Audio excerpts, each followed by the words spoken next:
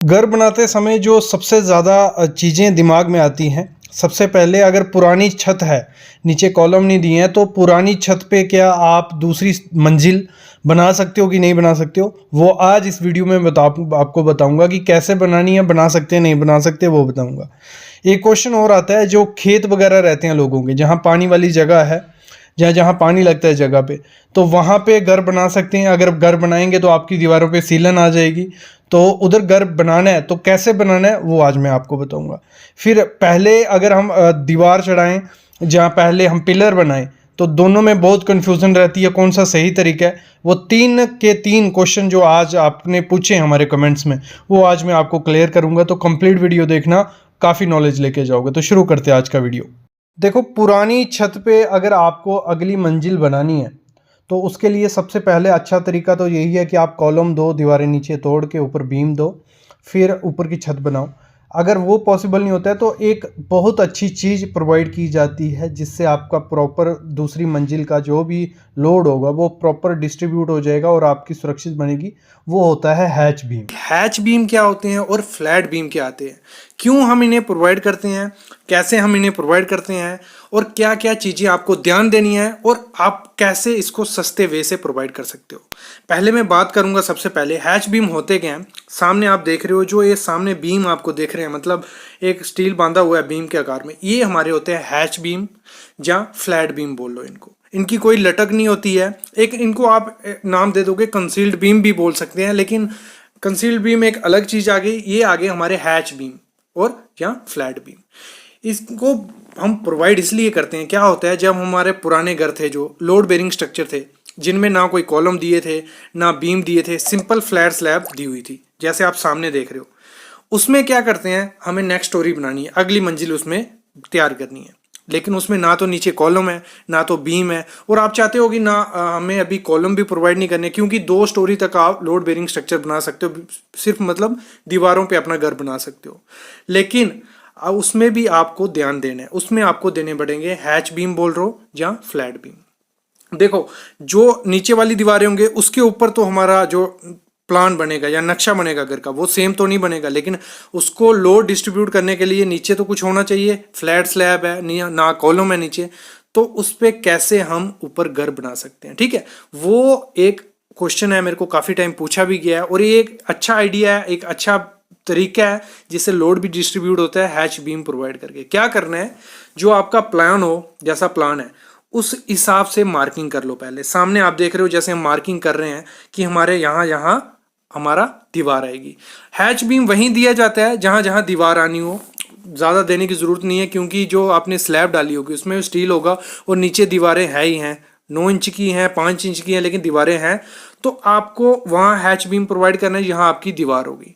और hatch beam की height कितनी रहेगी, डेप्थ कितनी रहेगी उसकी, ज़्यादा डेप्थ नहीं रहेगी उसकी, 5 इंच से 6 इंच उसकी डेप्थ रहती है। और उसकी विड्थ कितनी होती है, 9 इंच। जितने की आपकी दीवार होगी उतने का ही आपको हैच बीम उसमें प्रोवाइड करना है। करना एक तरीका ये है, पूरे मतलब जहाँ जहाँ आपका आएगा, मतलब जहाँ जहाँ दीवार आने वाली है, जैसे एक मार्किंग हो रही है, वहाँ वहाँ आपको हैच बीम पहले ड्रॉ कर लेना है। एक बार मार्किंग कर ली, उसका लेआउट कर लिया, उसके बाद जैसे मैंने बताया था पैसे कैसे बचाओगे इसमें, देखो क्या करो, जो ब्रिक वहाँ अवेलेबल होंगी, क्योंकि शटरिंग करने से कॉस्टली हो सकता है, ब्रिक लगा देनी है साइड साइड पे, जैसे जैसे आपका आएगा, ठीक है। जब ये हो जाए उसके बाद क्या करना है, थोड़ी हाकिंग कर लिया, मतलब थोड़ा जो सरफेस है उसको रफ मल लो, जैसे मैंने देख रहे हो आप सामने निशान मारे हुए हैं, ये क्या है, बॉन्ड के लिए। उसके बाद उसमें स्टील प्रोवाइड कर देना है, और इसमें जो आपको स्टील प्रोवाइड करना है, 12 mm का स्टील प्रोवाइड करो, कोई ज़्यादा ज़रूरत नहीं है। बॉटम में 2 नग दे दो 12 के, टॉप में 2 नग 12 का दे दो, और जो रिंग या स्टीरअप है उसका स्पेसिंग रखो कम से कम, मतलब 6 इंच से ज़्यादा उसका स्पेसिंग मत रखो। ये हो गया एक बार। और ये ध्यान रखना, ये हमेशा कॉन्टिन्यूस होने चाहिए, मतलब तोड़ तोड़ के मत करना। जहां अगर जरूरत नहीं है, आ रहा है, कॉन्टिन्यूस कर दो, लेकिन तोड़ तोड़ के उसको नहीं करना होता है। जब एक बार ये हो गया, मतलब आपने स्टील वगैरह बांध दिया, उसके बाद इसमें थोड़ा नीरू से नीचे कर लो, उसके बाद आपको इसको कंक्रीट कर देना है। और जो कंक्रीट इसको यूज़ करना है वो मिनिमम M30 ग्रेड का कंक्रीट इसमें यूज़ करना ही करना है। मतलब आपके 1 M³ के माल में 8 बोरी सीमेंट होना ही होना चाहिए, क्योंकि इसमें थोड़ी स्ट्रेंथ नीड है, क्योंकि सब लोड जो भी दीवारें इसके ऊपर बनेंगी सब इस पे आने वाली हैं। और 7 दिन इसको क्यूरिंग करना है लगातार, आपको पानी इसमें आपको मारते रहना है कि एक बार स्ट्रेंथ पकड़े, और 7 दिन के बाद ही इसके ऊपर आपको ब्रिक वर्क स्टार्ट करना है। ध्यान रखना, मतलब जैसे आपका पहले दिन खत्म हो दूसरे दिन इस पे ब्रिक वर्क नहीं करना है। ये था प्रोसेस हैच बीम को प्रोवाइड करने का। हमेशा ध्यान देना, कभी भी बिना हैच बीम के ऊपर की स्टोरी नहीं बनाना। अगर कॉलम वगैरह है, बीम दिया, फिर आप जो करना है जैसे प्रोसेस रहता है वैसे करते हैं। उसके बाद ऐसे दीवारें आएंगी, और जो हैच बीम की 6 इंच होगा उसमें कैंकरा वैंकरा डाल के उसको प्रॉपर फ्लोरिंग उसमें कर दी जाती है। जो आपका वाटर लॉक्ड एरिया है, जहाँ जहाँ पे ज़मीनी मतलब पानी ऊपर रहता है, जहाँ चावल के खेत हो गए, ऐसी जगह पे काम करने से पहले आपको क्या देना चाहिए, क्या ध्यान देना चाहिए, क्योंकि कोई भी कंस्ट्रक्शन अगर ऐसे एरिया में की जाएगी तो उसके घर में क्रैक्स आना गारंटी है। और दूसरी डैम्पनेस, मतलब जो पपड़ी बनती है वो चीज़ें, ये सब उस घर में दिखती है। मेन रीज़न रहता है क्रैक और डैम्पनेस। बाकी तो ऐसे एरिया में घर बनाना सेफ भी नहीं रहता है। ऐसे जगह पे अगर आपको घर बनाओ, 2 चीज़ें देखने को मिलती हैं, क्रैक्स और दूसरी डैम्पनेस। पहले हम क्रैक से निपट लेते हैं, फिर मैं डैम्पनेस से बताऊंगा। क्रैक से निपटने के लिए आपको क्या करना है, कभी भी ऐसी जगह पे घर बनाओ अगर आप, तो आपको जो ग्राउंड लेवल होगा, ठीक है, सुनते हैं ना ध्यान से क्या बोलूँ मैं, जो ग्राउंड लेवल होगा उससे 5 से 6 फुट नीचे जाना है फुटिंग के लिए। फुटिंग और जो आपका प्लिंथ लेवल रहेगा 5 से 6 फुट नीचे गए। फुटिंग देनी है आपको कम से कम कोई 4 फुट बाय 4 फुट की, मतलब 1200 mm बाय 1200 mm की आपको फुटिंग देनी है, जितनी रिक्वायर्ड हो। मतलब या तो आप कोई आर्किटेक्ट हायर कर लो, लेकिन अगर नहीं है तो आपको हर 3 से 4 मीटर पे कॉलम देना है, ठीक है, रेडी। जो जिसकी फुटिंग का साइज रहेगा 1200 बाय 1200 mm या 4 फुट बाय 4 फुट, ये कर दिया, फुटिंग हो गई। वहाँ से आपको प्लिंथ स्टार्ट करना है, लेकिन प्लिंथ वो आप कोई दिक्कत नहीं अगर आप स्टील ऊपर आके प्रोवाइड करना चाहते हो, लेकिन उस लेवल से प्लिंथ आप फिलिंग करना स्टार्ट कर दो। प्लिंथ का अगर आपको साइज़ ठीक है तो 1.5 फीट आप स्टार्ट कर दो नीचे से, 1.5 फीट। बाकी उसकी हाइट ले जाओ कहाँ तक, ग्राउंड लेवल तक। कॉलम तो हम नीचे से लेके आ रहे हैं, कितने 5 से 6 फुट से नीचे से कॉलम हम लेके आ रहे हैं। ग्राउंड लेवल पहुंच के वहाँ हमारा प्लिंथ आ गया, जिसमें हमने सिर्फ कंक्रीट की है, कोई इसमें स्टील नहीं डाला है। ये बन गई हमारा बेस फाउंडेशन बन गई। उसके बाद जैसे आप ऊपर लेवल पे पहुंचो, ग्राउंड लेवल पे, वहाँ आप प्लिंथ बीम प्रोवाइड करो अच्छे से, उसमें स्टील रॉड प्रोवाइड करो कम से कम 16 mm के 3 नग ऊपर 3 नग नीचे, क्योंकि यही मेन चीज़ इस घर की क्या होगी, वो फाउंडेशन जो हमने 1200 mm बाय 1200 mm या 4 फुट बाय 4 फुट की दी है।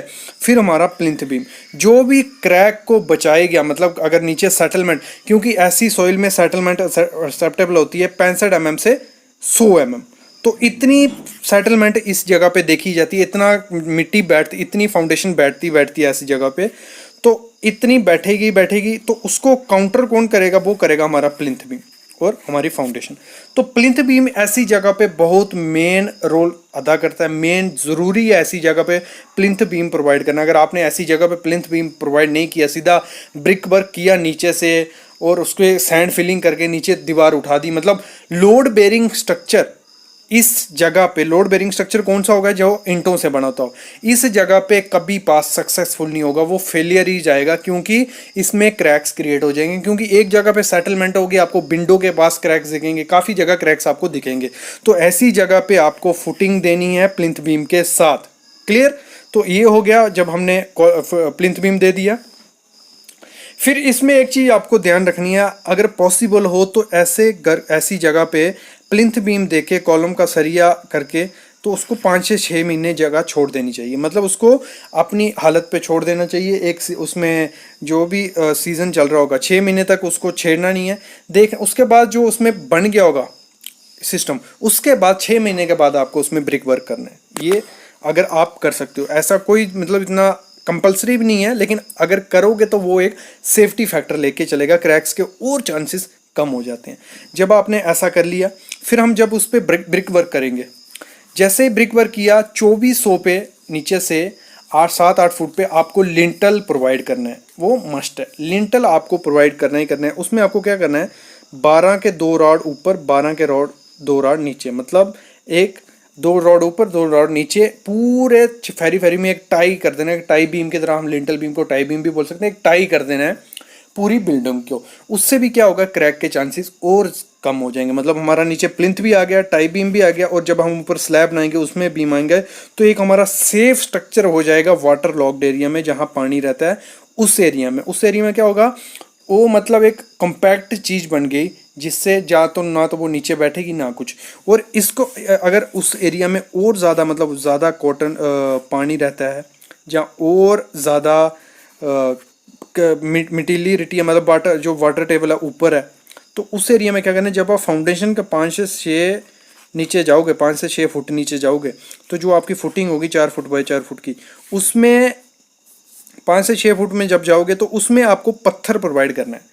जो पत्थर रहता है ना, मतलब जो अच्छा पत्थर, जो 5% से कम पानी सोखता हो, ऐसा पत्थर, जो मतलब ऐसे एक पत्थर रहता है जो भी ऐसे सीमेंट की तरह दिखता है, वो पत्थर जैसे आप सामने देख रहे हो, ऐसा पत्थर आप यूज़ कर सकते हो। ये पत्थर आपको नीचे डाल देना है। उसके ऊपर पीसीसी की लेयर रखनी है एक आपको, जो M7.5 की रखो या M10 की रखो, ये रख के उसके ऊपर आपको जब हो जाएगी पीसीसी, उसके ऊपर सरिया बांध के फिर आपको फुटिंग करनी है। और पॉसिबल हो इसमें फ्लैट फुटिंग करो, मतलब जो हमारी फ्लैट फुटिंग रहेगी, जिसकी आप जो डेप्थ रखोगे वो आप कम से कम 200 mm आपको रखनी है। ठीक है, उसके बाद हमारा जो प्रोसीजर मैंने जैसे पहले बताया वो फॉलो करना है, तो आपकी फाउंडेशन सेफ रहेगी, उसमें कोई भी सेटलमेंट के चांसेस कम होंगे। जैसे आप सामने देख रहे हो, ये ऐसा ही एक वाटर लॉक्ड एरिया था जहाँ पानी रहता था। इसमें हमने यही प्रोसीजर कराया, नीचे पत्थर का हमने पहले स्टार्टअप बनाया, उसके ऊपर फाउंडेशन की, उसके ऊपर जो हमारा प्लिंथ बीम आया ऊपर तक, उसके ऊपर हमने जो स्टील वाला आरसीसी वाला प्लिंथ बीम दिया, उस पे हमारा कंप्लीट हो गया। इसके बाद हमारे यहाँ जब हम इस लेवल पे आ गए, जैसे मैंने कहा ग्राउंड लेवल पे पहुंचने के बाद हमें आरसीसी का प्लिंथ बीम देना है। उसके बाद हमारा कम से कम ग्राउंड लेवल से ऊपर 4 फुट और उठना है। ग्राउंड लेवल से 4 फुट, अगर 4 फुट वहाँ पे उठना है जहाँ रोड लेवल नीचे होगा, वहाँ जहाँ पे अगर हमारा ग्राउंड लेवल से रोड लेवल है 7 फुट, तो आपको जो फाउंडेशन ग्राउंड लेवल से, हमारा रोड कितना है 7 फुट है ना, तो आपकी ये होनी चाहिए कम से कम 10 फुट ऊपर उठना है आपको। फिर आपका सेफ्टी फैक्टर है कि अंदर आपके घर में पानी नहीं घुसेगा डायरेक्ट, कहाँ से, रोड से पानी अंदर नहीं आएगा, और नीचे फाउंडेशन में पानी जाने के चांसेस काफ़ी ज़्यादा कम हो जाते हैं। अभी बढ़ते हैं हम लोग आगे। देखो, आगे बढ़ने से पहले एक चीज़ कहूँगा, जिनको अभी मैं बताने वाला हूँ प्लिंथ प्रोटेक्शन के बारे में। जिनको प्लिंथ प्रोटेक्शन नहीं पता है, मैं डिस्क्रिप्शन में लिंक दे दूँगा, आप देखो प्लिंथ प्रोटेक्शन क्या होता है। इसमें ऐसी जगह पे प्लिंथ प्रोटेक्शन मस्ट प्रोवाइड करना है आपको, मतलब प्लिंथ प्रोटेक्शन के बिना ऐसी जगह पे कोई सेफ्टी फैक्टर नहीं है। क्योंकि प्लिंथ प्रोटेक्शन क्या करेगा, जो भी आपकी फाउंडेशन या प्लिंथ बीम होगा, नीचे जो हमने कच्चा प्लिंथ बीम डाला है, जो कंक्रीट किया है, मास कंक्रीट सिर्फ, उसमें पानी जाने से रोकेगा, आपकी फुटिंग में पानी जाने से रोकेगा, तो नीचे सेटलमेंट के चांसेस काफ़ी ज़्यादा कम हो जाते हैं। तो आपको प्लिंथ प्रोटेक्शन भी इसमें प्रोवाइड करना है। ये हो गया हमारा क्रैक का इलाज, और सेफ्टी होगी हमारी फुल। अभी बढ़ते हैं डैम्पनेस की जगह तरफ, जहाँ पपड़ी होती है, जिस वजह से ऐसे एरिया में पपड़ी, जो आपकी दीवारों का प्लास्टर निकलने लग पड़ता है, क्रैक पड़ने लगते हैं छोटे छोटे पपड़ी की तरह।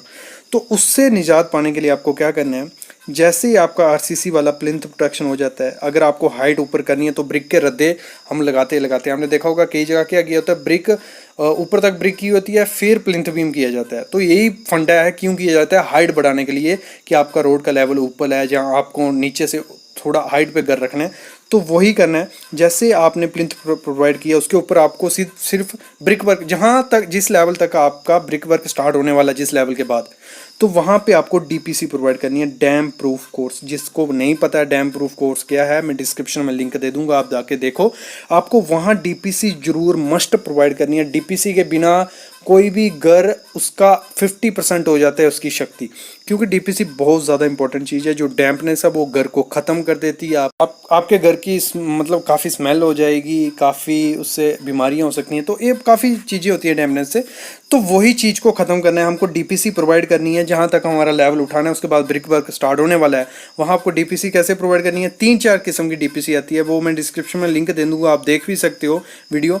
बाकी आपको 2 इंच का कंक्रीट का माल बनाना है, अच्छा M20 का या M15 का, जो भी आपको प्रेफरेबल हो। M15 जाओ, कोई दिक्कत नहीं है, इसमें स्ट्रेंथ की कोई ज़रूरत नहीं है, बस एक इम्परमेबल मेम्ब्रेन बनानी है कि पानी नीचे से ऊपर सोख के ना जाए। तो जो 2 इंच का आप कंक्रीट बनाओगे उसमें आपको डॉक्टर फिक्सिड का केमिकल आता है या फोसरॉक का, जो भी कंपनी वहाँ अवेलेबल है उसका केमिकल मिक्स करके एक अच्छी सी लेयर आपको बनानी है। प्रॉपर वे से उसको वाइब्रेट कर लेना है कि उसमें से नीचे से पानी ऊपर नहीं निकलना चाहिए।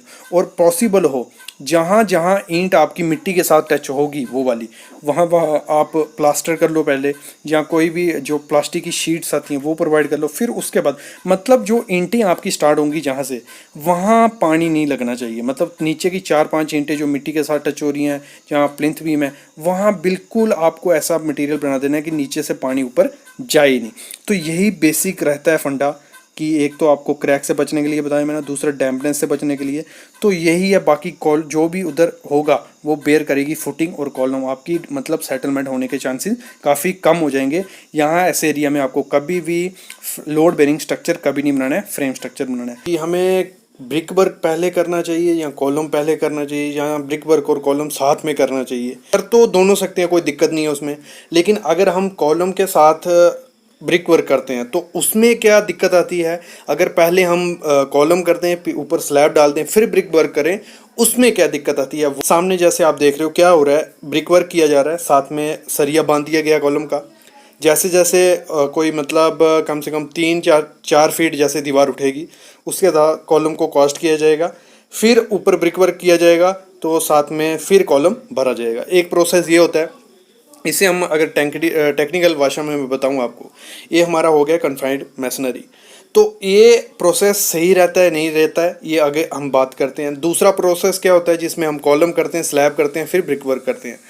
तो दोनों में दिक्कत कुछ नहीं है। दिक्कत क्या है, इसका काम करने का तरीका। ये सब चीज़ें आपकी किस पे डिपेंड है, जो आपका मिस्त्री लगा है या जो आपका इंजीनियर लगा है, अगर वो काम अच्छे से करवाएगा, दोनों चीज़ें अच्छी हैं। मैं नहीं कहूँगा कि इसमें अगर कन्फाइंड मैसनरी ख़राब है, ये कॉलम ब्रिक वाली या पहले कॉलम स्लैब वाली, कोई भी कर सकते हो। तो इसको हम क्लियर करते हैं थ्योरेटिकल वे से। चलो स्टार्ट करते हैं। देखो, साइड की वीडियो से भी समझा लेता मैं आपको, लेकिन वहां आपको अच्छे से समझ नहीं आएगा। इसमें मैंने एग्जाम्पल बनाई है, इसमें वीडियो देखो, आपको मजा आ जाएगा, आपको समझ आ जाएगा। तो स्टार्ट करते हैं। देखो, नीचे आ गया हमारा प्लिंथ बीम, ये आ गया हमारा मतलब सरिया बांधा हुआ है मैंने कॉलम का। इसको कास्ट नहीं किया, अभी देखने जाना, मैं बताते देता हूं आपको। ये भी सरिया बांधा हुआ है, ये ब्रिक वर्क आ गए, इस तरफ भी इस तरफ भी। होता क्या है, पहले इतना सा हमने इतना सा कॉलम मतलब सरिया तो पूरा बन जाएगा कॉलम का, इतना सा ब्रिक वर्क किया। ठीक है, ये ब्रिक वर्क यहां तक पहुंच गया, इसको बोल जाओ ऊपर वाले को, इतना पहुंच गया। इसको क्या करते हैं, कास्ट कर देते हैं हम, शटरिंग लगा के कास्ट कर देते हैं। इसमें दिक्कत क्या आता है, मैंने बताया था ना, कर सकते हैं दोनों चीजें, लेकिन गलती होती है, इसलिए हमें कौन सा प्रोसेस करना है वो बताऊंगा मैं। जब इसको करेंगे हम, आपने जैसे साइड पे भी देखा, इसमें क्या एक स्टैगर्ड ऐसे ईंट निकाली होती है, एक बड़ी, एक छोटी, एक बड़ी, एक छोटी, एक ऐसे ऐसे ऐसे। ठीक है, इससे क्या होता है, एक ना कॉलम को इस तरफ भी हमारी दीवार है और ये कॉलम हमें कास्ट कर दिए शटरिंग करके। इसमें क्या होगा, एक जॉइंट बोलते हैं ना जिसको, एक अच्छा सा जॉइंट वो बन जाएगा ब्रिक मैसनरी। और इसमें पहली चीज, दूसरी, इसको हम कन्फाइंड मैसनरी बोलते हैं इस प्रोसेस को। और कन्फाइंड मैसनरी जाने किस लिए जाती है, अर्थक्वेक रेजिडेंट, मतलब अगर भूकंप भी आएगा तो वो उसको बेयर करने के लिए एक ऐसा प्रोसेस कहा गया जिससे वो अर्थक्वेक को बेयर कर लेगी। एक ये हो गया। तीसरी चीज इससे क्या होता है, इसमें एक जो आपको क्रैक दिखता होगा, ब्रिक और इसमें क्रैक दिखता है। जब भी आप पहले कॉलम करोगे, मैसनरी करोगे बाद में, तो एक क्रैक बन जाता है, तो वो इसमें नहीं दिखता है। इसमें फायदा क्या है, ये दो चीजों का, एक तो जॉइंट अच्छे से बन जाता है, दूसरा कन्फाइंड मतलब एक अच्छा बॉन्ड वाला घर बन जाता है। इसमें डिसएडवांटेज क्या होता है, इसमें एक तो प्रॉपर वे से क्यूरिंग नहीं हो पाती है, जो साइड पे ये होगा ना यहां वाला, वो क्यूरिंग नहीं होगी। दूसरा, इसमें जब शटरिंग की जाती है, कॉन्ट्रैक्टर को शटरिंग का थोड़ा बहुत पैसा बच जाता है, टाइम बच जाता है, लेकिन उसमें जो स्लरी होती है ना, जो माल का पानी रहता है, वो अच्छे से शटरिंग नहीं हो पाती, मतलब पैकिंग पूरी नहीं हो पाती। वो शटरिंग मतलब जो सीमेंट होता है वो ना साइड साइड से निकलने लग पड़ता है, तो अंदर बचता है सिर्फ क्या एग्रीगेट, या आप जिसको गिट्टी बोलते हो एग्रीगेट, उससे क्या होगा, उधर गंजा बन जाता है, हनीकॉम्ब बन जाता है, वो प्रॉपर से कंपैक्शन नहीं हो पाता है। इसमें क्या है, अच्छे से वाइब्रेटर नहीं लग पाता। अगर अच्छे से वाइब्रेटर मारेंगे तो वो शटरिंग खुलने का डर रहता है, क्योंकि इसमें प्रॉपर वे से शटरिंग कभी नहीं हो सकती है। मैं बोल सकता हूं इसमें शटरिंग में कुछ ना कुछ नुक्स रहेगा ही रहेगा। तो उसमें ये चीज होती है, मतलब क्यूरिंग भी नहीं होगी, शटरिंग स्लरी निकल जाएगी, गंजा बन जाएगा। और एक बहुत खराब जो नहीं होनी चाहिए वो ये होता है कि जब इसके कॉलम भरे जाते हैं ना, वो मैंने देखा कभी उसकी अलाइनमेंट, मतलब कभी वो सीधा नहीं रहता है, मतलब थोड़ा टिल्ट वो करेगा, कहीं ना कहीं से टिल्ट करेगा, वो खराब चीज है घर के लिए। और जब इस पे हम स्लैब करेंगे बाद में,